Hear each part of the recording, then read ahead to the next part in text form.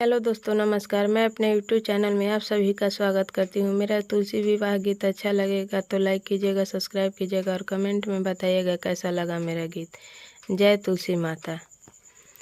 पूजनमा कैला तुलसी के मिली है भगवान हो। पूजनमा कैला तुलसी के सीता जी तुलसी पूजली बरवा पौली राम जी के। सीता जी तुलसी पूजली बरवा पौली राम जी के।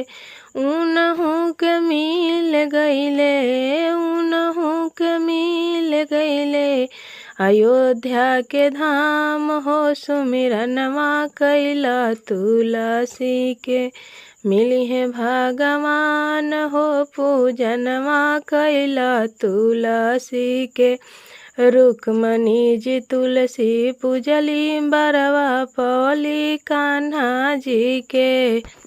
रुक्मणी जी तुलसी पूजली बरवा पौली कान्हा जी के।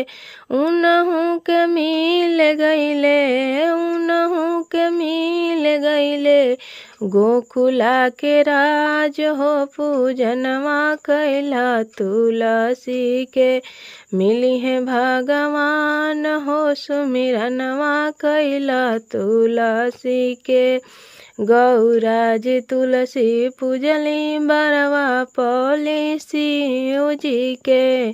गौरा जी तुलसी पूजली बरवा पौली शिव जी के।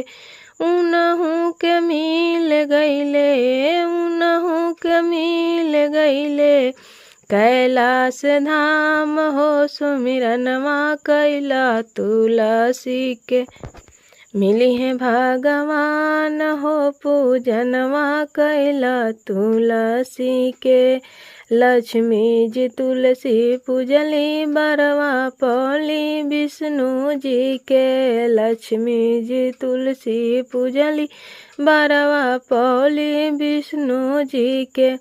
उनहु के मिल गईले, उनहु के मिल गईले बैकुंठ धाम हो। पूजनमा कैला तुलसी के मिली है भगवान हो। पूजनमा कैला तुलसी के मिली है भगवान हो। पूजनमा कैला तुलसी के।